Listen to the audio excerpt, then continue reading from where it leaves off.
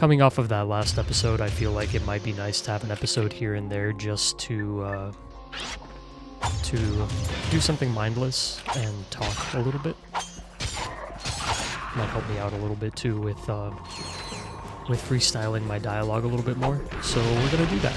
This episode is gonna be pretty much probably about half of us doing the arena challenges.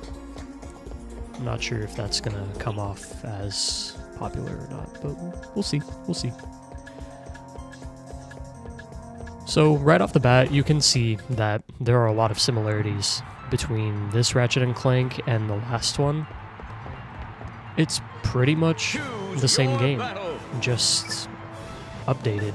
And I mean, as it should be, right? The first game was incredible for its time, and it still holds up today, in my honest opinion.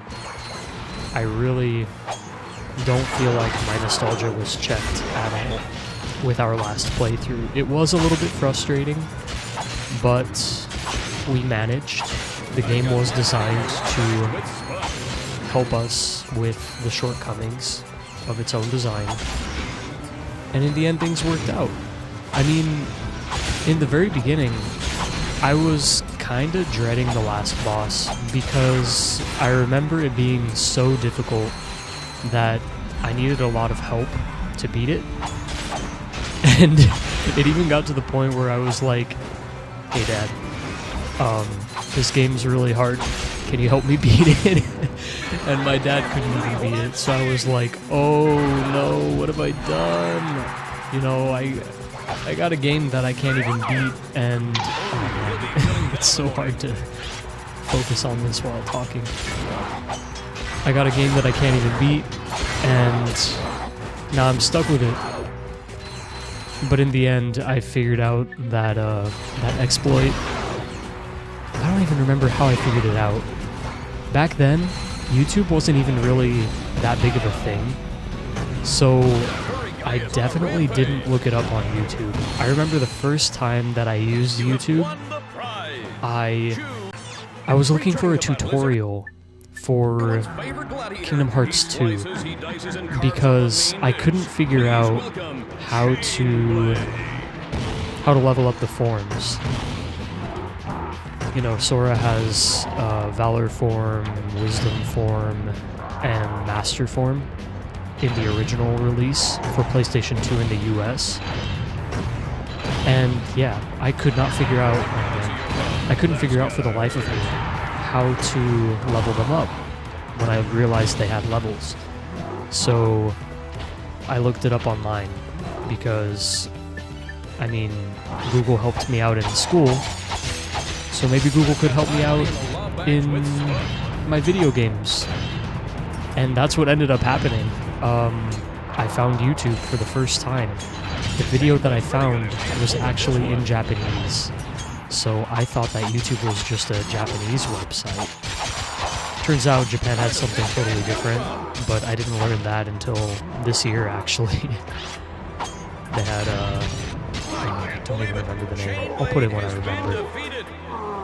But, yeah, so my first YouTube search showed me that Final Form was actually something that you could achieve in the original Kingdom Hearts game. I mean, Kingdom Hearts 2. And I was like, surely that must be some kind of glitch. But then I played it, and I figured out that no, it's not a glitch. You can totally just have Final Form and unlock it under certain circumstances. And so I did everything I could to get it, and I did. After that, I was like, oh, cool. The internet is just a universal resource. So I started looking up hints on Ratchet and Clank and other games that I had. Kingdom Hearts 2 came out at the tail end of 2005, so 2006, realistically, was when I discovered YouTube for myself. And yeah. So I wasn't really looking up anything else before that. I didn't even realize that the internet could be used as a resource to find out secrets and things in video games. I was one of those people who bought the code books at the book fair at school because I was hopeful that some of the games that I had that year were in that code book. And they usually were. And sometimes it even inspired me to buy new games because some games just had like a ridiculous number of codes. I mean, like, everybody knows GTA. GTA 3, 4, oh no, not 4, sorry. GTA 3, Vice City, and San Andreas had an insane amount of codes for them. So, oh, and Simpsons Hit and Run. That's what got me into Simpsons Hit and Run, too. And so, that was really the only way for me to figure out cheats and secrets in games back then. And somehow, I accidentally just went to the hoverboard race in Ratchet and Clank 1. Oh man, I only have 2 lives. I'm 2 nanotech. Oh, now I have 1. And I'm dead. Great. I beat it, but I died. So I just kind of figured out that secret in Ratchet and Clank 1 on my own by some weird chance.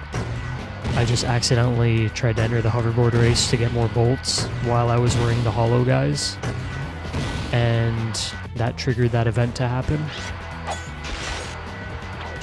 And yeah, I mean, I just put 2 and 2 together, you know? I went up to where those boxes were, and I was like, these boxes come back every race, so maybe they'll just come back.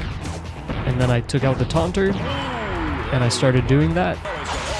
Yeah, I'm starting to think that these aren't the weapons that I need for this fight. Every time I'm just out of range, he stands back up and starts firing it out. Yep. Nah, this isn't the way to do it. I need to get the Blitz gun. This was my favorite weapon when I played this game originally. I loved it so much that I actually built my own out of Legos. It just has a very satisfying kind of sound design, and the way that it shoots, I don't know. It's just a very satisfying shotgun type weapon. And look at all that damage it's doing. I thought this was the best gun in the game. And then later on, they very quickly check your skill with that gun. Give you a reason to buy another weapon. And the prize goes to you. But yeah, so anyways, Ratchet and Clank 1 still holds up today, in my opinion. Glitches and all. Oh, and what I was trying to say was that I couldn't beat that final boss originally in Ratchet and Clank 1. I had a really hard time with it, and so I relied on a glitch to help me get the money that I needed instead of grinding for a weapon that was in the game, so technically not cheating or anything, but it's a cheap way to win, in my opinion. It's good that it's there, because it gave people like me the ability to still finish the game and experience everything it had to offer. So I'm glad that they put it in. But it's definitely the easy way out, and there are definitely more skillful ways to approach that ending, as we found out. As it turns out, the Tesla Claw was actually an incredibly useful weapon, and in my first time playing through the game, I didn't even buy that weapon, because it was so expensive. And I remember I saved before I bought it, because I was just in the habit of saving my game before I made big decisions, as you will see in the Fallout playthrough sometimes. Although I don't always make that choice, and I suffer for it. I bought it, and I thought it was useless, and so I continued the game without it. And I continued to think it was useless until this day. Until we revisited the game, and I bought it just because I wanted the completion of it, and it turned out to be an incredibly useful weapon. Not only does going back to old games serve as kind of a nostalgia check in some cases, but it also serves as a refresher on what you experienced, and helps you see how maybe not only did your nostalgia make you forget some things, but maybe there were ways to do it better, and going back could let you re-experience that story with a new set of skills. I'm not like the top gamer of all time or anything. That's not what I'm saying at all. But I definitely have more skill now than I did when I was little. Sometimes I feel like the opposite, actually. Sometimes I play games that I used to play when I was little, and I'm like, this was so easy when I was little, what happened? But I think part of that is just that I learned to focus on different things.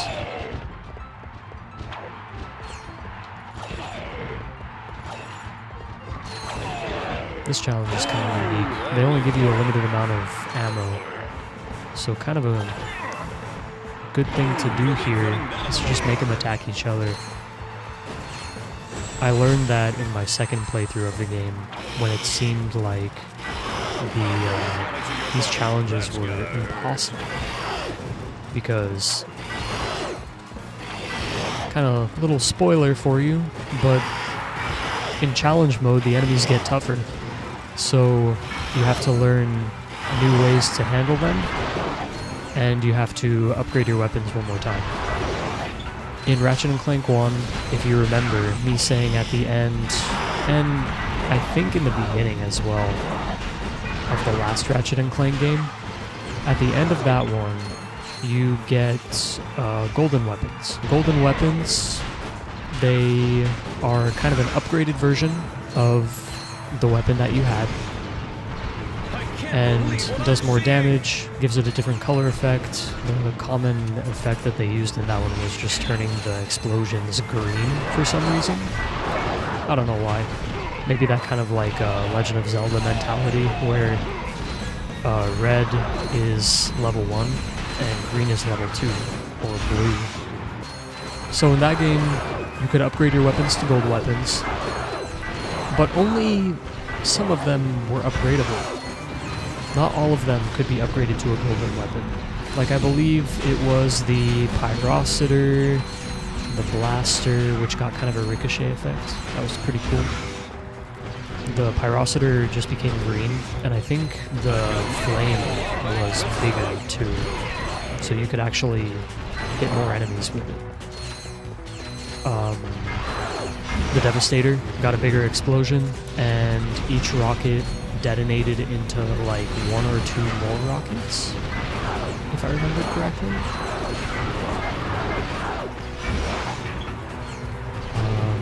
The Walloper just got a damage boost, and instead of like a blue field when you use it, was it a blue field? Never mind, I think I made that up.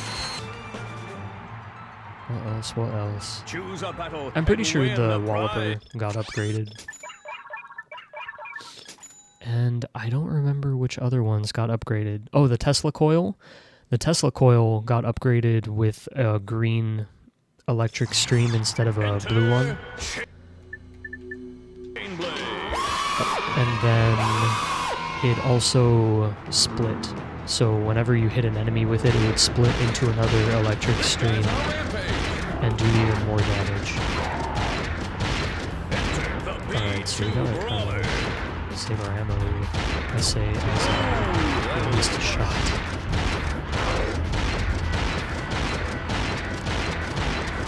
And what else? Well, basically what I'm trying to say is a bunch of weapons were left out of that. So like the bomb glove, right. The bomb glove also got an upgrade. The bomb glove got a bigger explosion. That's all.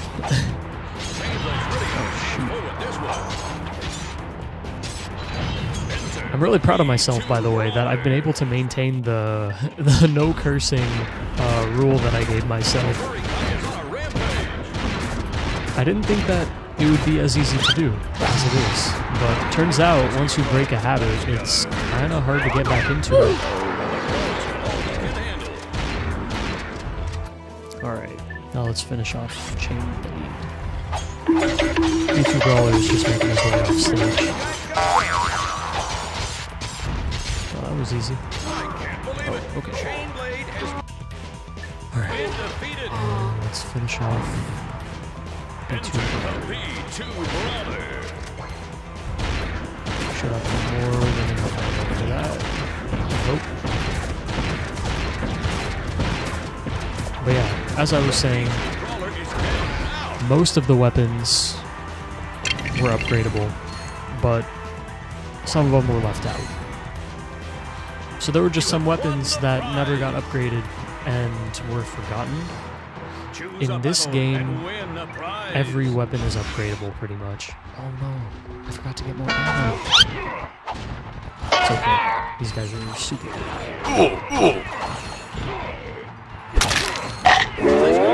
I'm dead! So yeah, in this game, every weapon is upgradable, and it gets a mega version. So the mega version of the weapon, well, I mean, first of all, every weapon has a second form. I'm gonna put it up here, but there was a poster that came out with this game that showed you all of the different weapons that there were in the game. And when I saw that as a kid in Game Informer, I was like, how are they gonna put that many weapons in one game? That's insane. And then you play the game and you realize that every weapon is kind of like an introductory kind of, this is how the weapon works. And then when you upgrade it, like when you level it up, it basically turns into what would have been a golden weapon in Ratchet and Clank 1. So that was pretty cool that they did that. And then on top of that, later on, you can repurchase the weapon for kind of an insane amount of golds. And it gives you the mega version of the weapon, which lets you upgrade it one more time. Gives you an insane boost in the amount of ammo that it has, and also a damage boost. So it kind of helps you with the challenge mode. It also makes challenge mode, like it highlights how difficult challenge mode is in this game. Everything gets a damage boost, everything gets a health boost, and I don't think they update the, like, how the enemies act, but there definitely is something else to it, like maybe just the pressure of knowing that the enemies could kill you a lot easier makes you a little bit more on edge and more susceptible to getting hit easily or something. I don't know. I don't think it's that psychological, but yeah, we'll see. I'm debating if I actually want to play through challenge mode this time around. Just because Ratchet and Clank 1, I like it.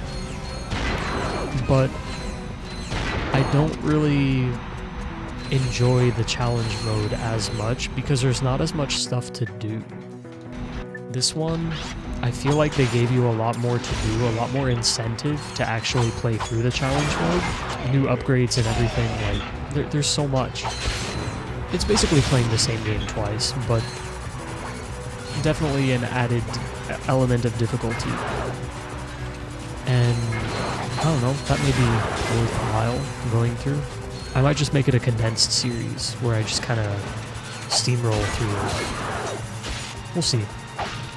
I'm also biased because I enjoyed Ratchet and Clank 2 a lot more than Ratchet and Clank 1 as a kid. Maybe because I could actually beat Ratchet and Clank 2 as a kid. But all in all, it's just a great game. You can already see, just from all of the updates that they did to how playable the game is on its own. It seems like Ratchet and Clank 1 was just the tech demo, more or less. It's kind of the same idea, like how Nintendo treated Breath of the Wild. Breath of the Wild was such a good game on its own. It was very complete, a lot of stuff to do, and it was a standalone game. Even though you could potentially beat it right away. I mean, I don't know who else played through it, but from the very beginning of the game, you finish the tutorial area, and then your main quest is defeat Ganon. And you can just go straight there and fight him. It's extremely difficult if you don't build up to it, but it's possible. And people have done it, I believe. I'm actually not sure if people have done it. I'll add a note here if they do. Oh, he's over there. I thought it was glitching. Jesus. Okay. Sorry. Back to Breath of the Wild. Breath of the Wild was a very complete, well-realized standalone game. However, when Tears of the Kingdom came out, I mean, I'm a big subscriber to Video Game Donkey. I love his channel and everything that he does. He's such a great dude, I believe. I don't know him personally, but he's really good at what he does, in my opinion. And he said it himself that Breath of the Wild seemed like it was kind of a tech demo when compared to Tears of the Kingdom. At the time of release, Breath of the Wild was clearly not a tech demo for anything. It was an incredible game which accomplished incredible things. And then Tears of the Kingdom came out and everybody was like, oh my god, there's more? They could put more in this game? Which already had so much, and all of a sudden, Breath of the Wild felt so empty when compared to something like Tears of the Kingdom. And that's kind of what I felt with Ratchet and Clank too. The number 2, but also in the sense of Ratchet and Clank as well. Ratchet and Clank 1 was a very complete game. It wasn't my first choice, don't get me wrong. When I was buying Ratchet and Clank, I actually thought I was going to buy Ratchet and Clank 2. But I didn't have enough money for Ratchet and Clank 2, and I was under the false impression that Ratchet and Clank 2 was $20 at that time. It was $40. Ratchet and Clank 1 was $20. And so I kind of compromised, and I got Ratchet and Clank 1. But it ended up being such a good game, and I enjoyed it so much, and I thought, how could it get better than this? Oh no! He comboed me! What? Oh no! That's insane. Choose a battle and win. We'll try one more time. And yeah, I mean, we spent the whole video in the Coliseum. We got a ton of bolts, so that'll help us out in the future. But yeah.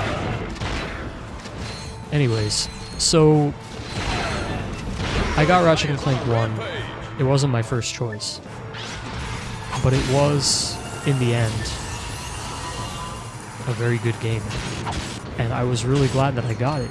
And then Ratchet and Clank 2, I was more or less expecting the same game, just with some updates to it. Like, I don't know, better graphics or something. I don't really actually think I thought about graphics at that time.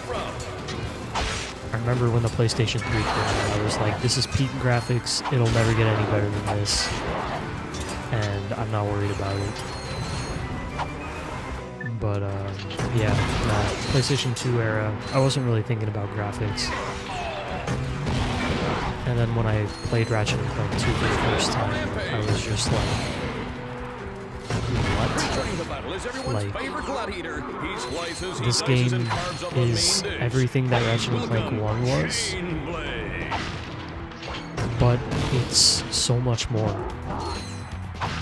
And it's incredible that they had that level of innovative mindset in Insomniac.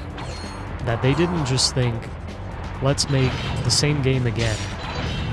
They were like, let's make the same game, but let's fix everything that was wrong with it, and let's make it 3 times the game it was.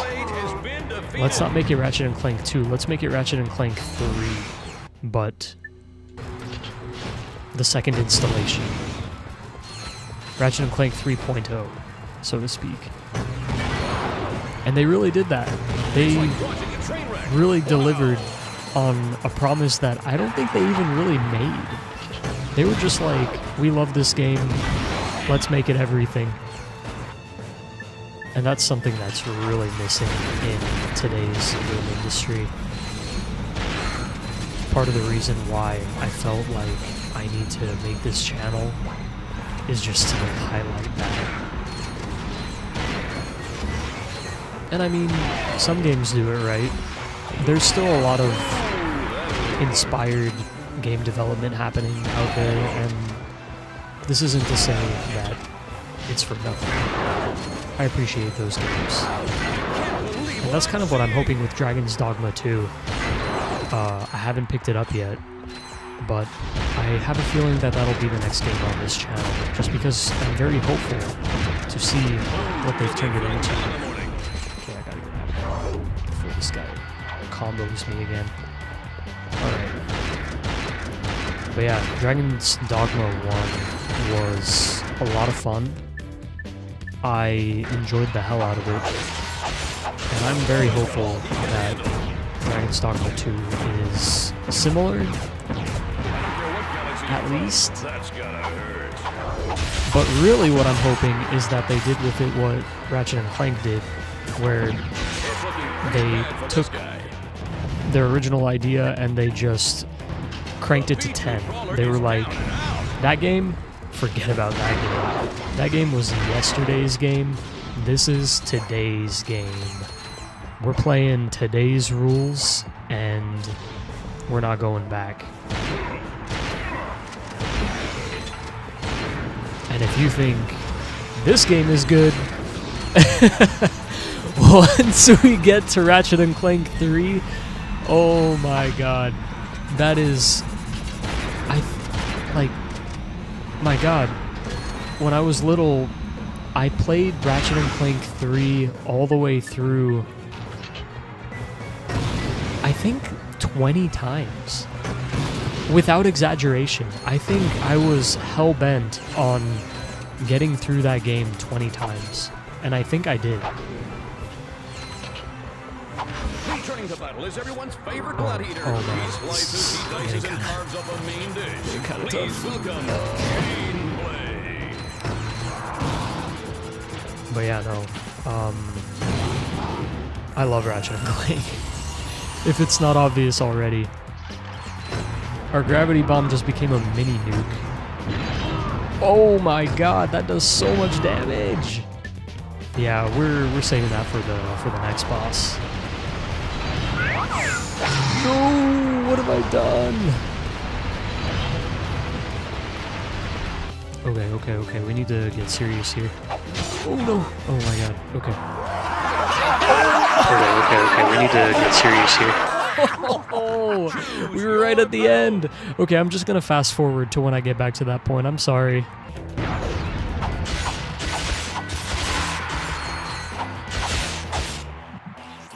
Alright, we did it.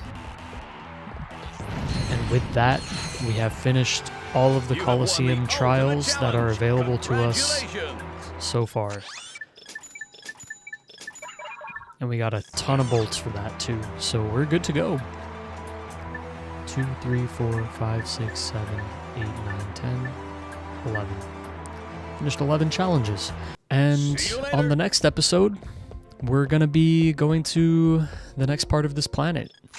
The next part of this planet is going to take us to another very unique thing that they added to this game that's going to be showing up in games in the future. Thank you for joining me for this episode, and I'll see you on the next one. This one was very talk heavy. Next one probably will be a little bit more focused on the game itself, but yeah, I mean, I feel like I hit a nice flow with this one. We'll see in the editing. Have a great day. Bye.